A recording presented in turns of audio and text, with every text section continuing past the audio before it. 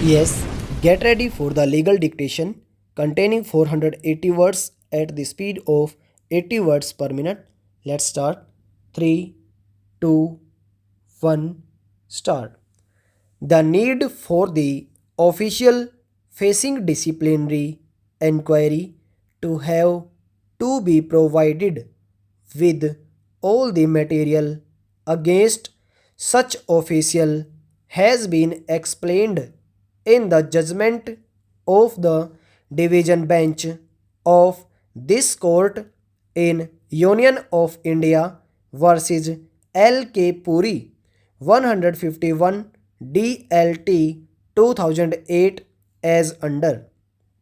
The disciplinary authority acts upon it is necessary to supply the same to the charge seated officer before relying thereupon any imposing the punishment major or minor in as much as cardinal principle of law is that one cannot cat on material which is neither supplied nor shown to the delinquent official.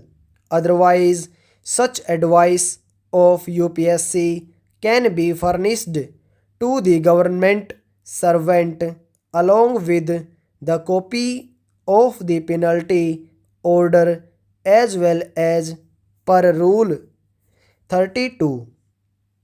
It may be further added that the respondent has already retired on 31st October 2009. Further, even the censure awarded to the petitioner has been quashed by this court by an order dated 9th August 2010 in writ petition civil number 12462 of 2009. The respondent has also placed on record a copy of the order passed by the CGDA treating the suspension period as duty period and directing the release of full pay and allowances to the respondent for the said period. In light of the above developments, this court finds no merits in any of the apprehensions expressed by the CPIO in the order rejecting the respondent's application with reference to either section 8 bracket 1 bracket G of the RTI Act 2005. The disclosure of information sought by the petitioner can hardly endanger the life or physical safety of any person. There must be some basis to invoke these provisions. It cannot be a mere apprehension.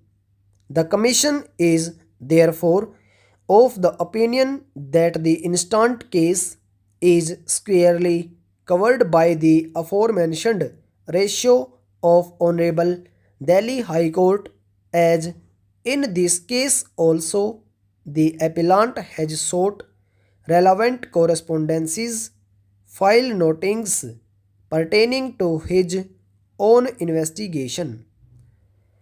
In this context, adverting to the ratio laid down by the Honorable Delhi High Court, the appellant cannot be denied the disclosure of file notings pertaining to an investigation against his own self.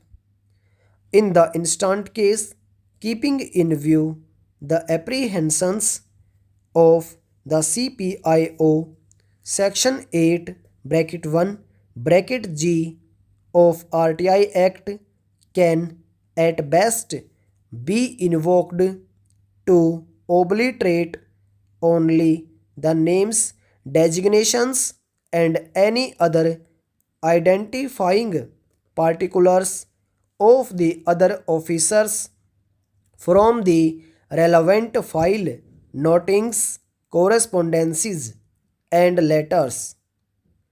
In view of the above, the CPIO Sri Somvendra Chanda is directed to provide the relevant and available information sought on points number 1, 3, 4, 5, and 8 with respect to the investigation held against the appellant.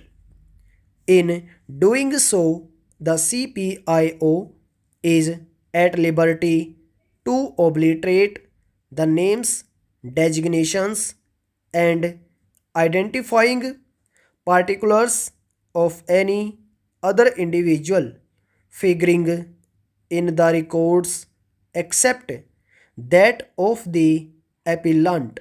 Stop over. Yes, get ready for the general matter dictation containing 480 words at the same speed. Let's start. 3, 2, 1, start. Mr. Vice Chairman, Sir, this year the President's address given to the Parliament gives a well conceived, well prepared picture of the nation. I rise to support the motion of thanks which has been brought before the House by Sri Kulkarni.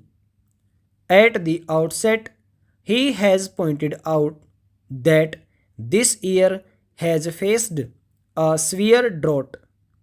Then he points out to the danger of internal and external forces that remind us of the secessionist tendencies, the terrorism that is prevalent in a very serious form in the northwest and northeast frontiers of the country.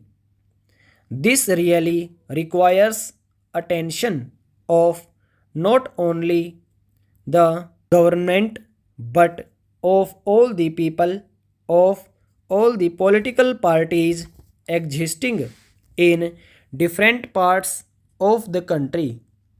In his speech, he has tried to remind us of the promises made in our Constitution. It is our sacred duty to see that those promises are fulfilled. He has said that the ideals of secularism and socialism are enshrined in our Constitution. These values have to be upheld, and above all, integration of the nation is also to be upheld. Sir, it is time that we did not discuss matters out of emotion. When we speak emotionally, we forget these high goals, we forget reality and rationalism. Sometimes it is necessary to see that healthy criticism is there. It is required in a democracy to rectify mistakes of a government. It is a welcome feature, but when we speak emotionally, we forget these fundamental facts and obviously we commit mistakes. Here we should remember that we are speaking in the highest supreme body of the nation, where the future of the nation is to be built. When we are discussing all these things in this house about the goals of the nation, about the development of the national life, the whole world is watching us. So, this factor has always to be kept in mind. Now, coming to the second point about the external dangers, we know of the terrorists in the border states. Sometimes they are assisted by certain outside powers who are not happy with our development. Sometimes they are provided with the latest weaponry with ulterior motives. These things have been discussed in the House and they need not be repeated here. But we cannot be blind to ourselves. We have to look to these aspects. Many of the honorable members have made a mention of these things and we must be prepared for everything. Sometimes they are supplied with sophisticated weapons. Superpowers are helping them. So we must be careful and watchful. Another thing is about the secessionist tendencies supported under the cover of religious fundamentalism abetted by foreign agencies. This must be curbed. That is the greatest danger in our country today. Sometimes chauvinism, regional and linguistic fervors create very dangerous tendencies, and if we do not think of all these things, stop over.